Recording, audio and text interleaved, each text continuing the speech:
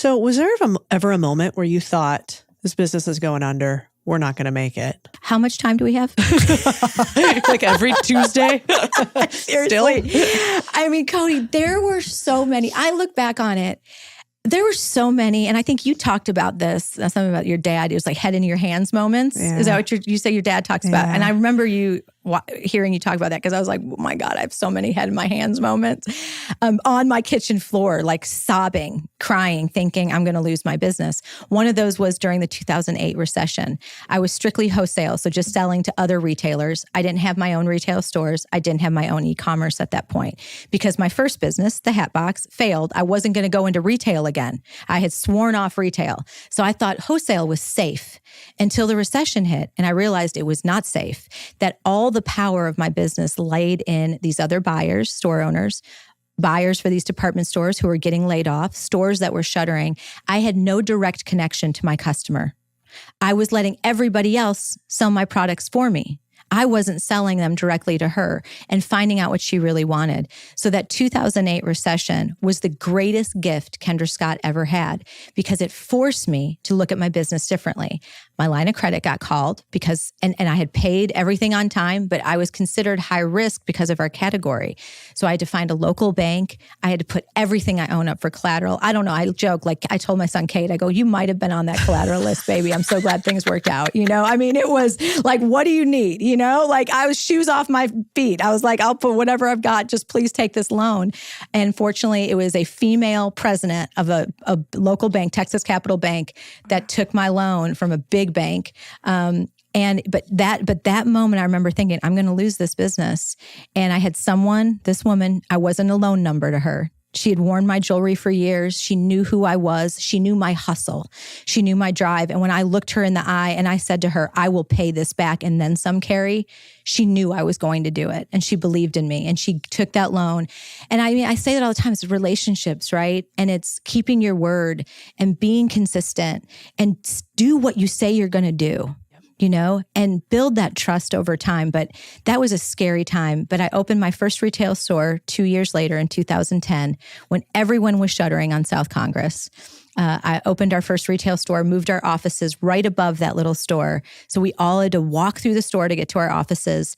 And I was like, we are going to sit in this store, all 10 of us, because there's only 10 of us at the time. And we're going to learn from our customer every day. We're going to find out what she loves, what she wants more of. This is going to be our laboratory.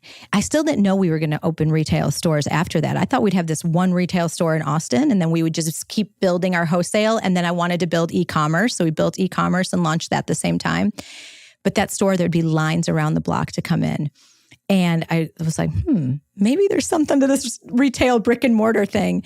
And here we are going to have 170 stores at the end of this year. But it was one store at a time. When you look at the big thing, and like you said, you can't eat a cake in one bite.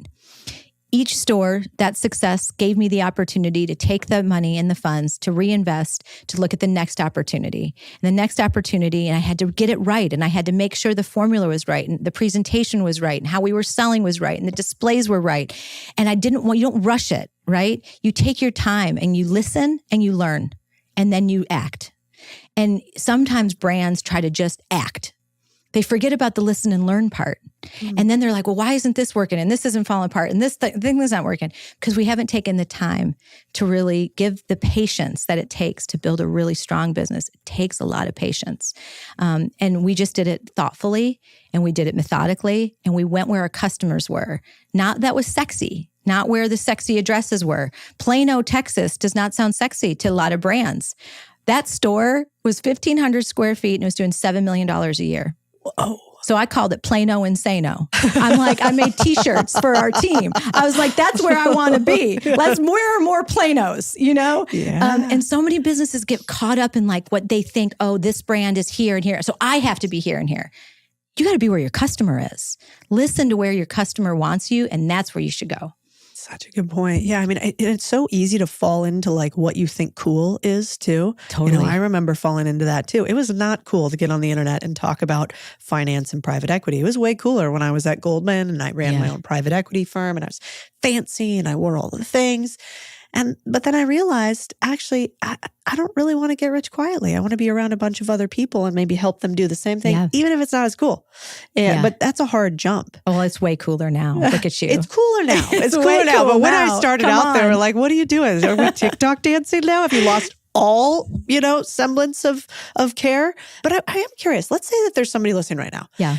And they're in the pain cave. They're struggling in their business. What would you say to them, get them out of that deep, dark hole? So sometimes it's so hard when you're in the middle of the forest, in the weeds all around you, to get that 360 perspective, right? And to really, we get in our minds, like I look at the hat box as the greatest lesson for me. I wanted hats. Hats were the thing. Everyone was going to wear hats again like it was 1940. It had to be hats.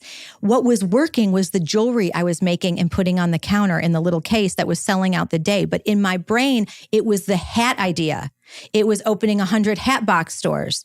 I wasn't paying attention to what was working until I closed that store and customers started calling me and saying, I want a pair of earrings for the necklace I bought. And my sister loves the earrings I bought in your hat store. So I had went and got a job after I closed the hat box, and I was just side hustling, making jewelry. But the point of that story is that when we're in it, we can't always see it. And so to get yourself to almost have this like bird's eye view, like just lift yourself out of that moment and really think about what's working, what's not working. Write it down. What are people, where are you seeing some traction? It may not be the original idea. It may not be what you thought it was going to be, but somewhere in there, there's something that is sparkling, something that's standing out. Now focus all of your energy on that. Even though it's hard because you're thinking, oh, but I spent all this time on this other part and it was supposed to look like this and be this. It's sad, right? To put those things away and go, I might need to put that in a drawer and it's not working right now. But this little thing over here, something's happening over here. Maybe I should focus a little more time there. Maybe I should nurture that a little bit more.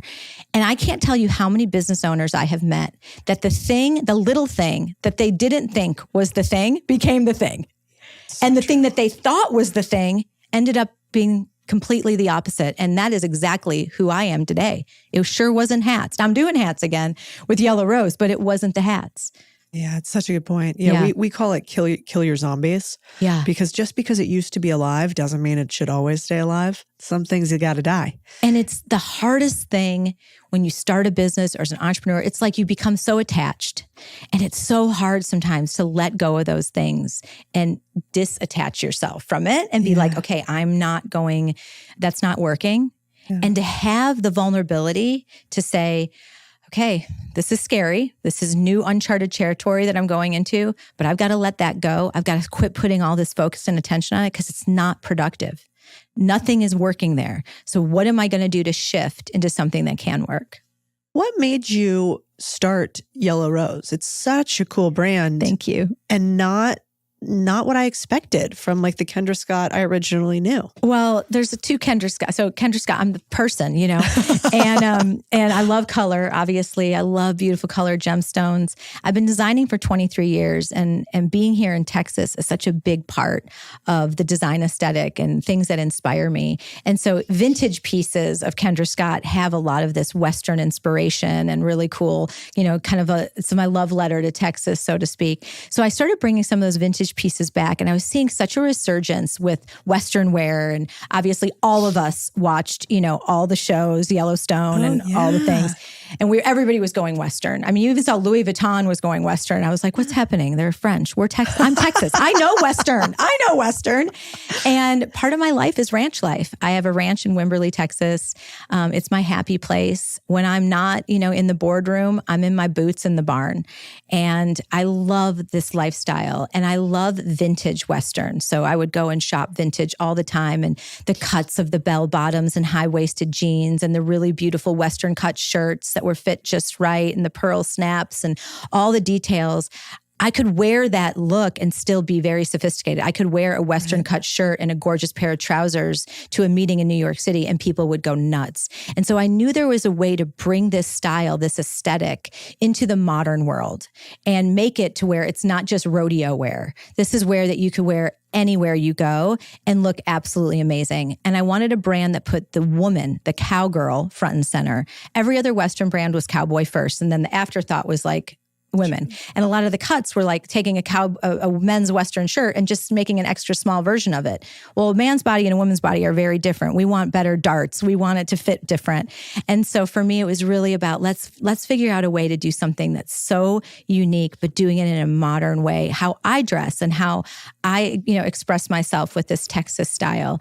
And so that's how Yellow Rose came to life. And just like I talked about, we tested and we learned. We put it in the back of Kendra Scott flagship in little back room, and we tested product, and we brought in collabs, and we brought in boots, and we did a collab with Wrangler to see, what she liked in, different denim. And we just learned for 2 years. We had a tiny house and we took it to every rodeo and music festivals. And it was just all about creating experience for our customer and bringing this vision of this brand and just learning and learning and learning and saying, is there something here? Before we're going to just open stores and we're going to put all this investment into it, is there an appetite? And there was a huge appetite. People were going crazy and still are going crazy for the product. And it's just really fun that this is a big part of who I am. So it's very authentic. It's part of my life. Yellow Rose Ranch is my other home. And to be able to bring people into the place that I love, my happy place, it's really fun to be able to build a new brand at this stage.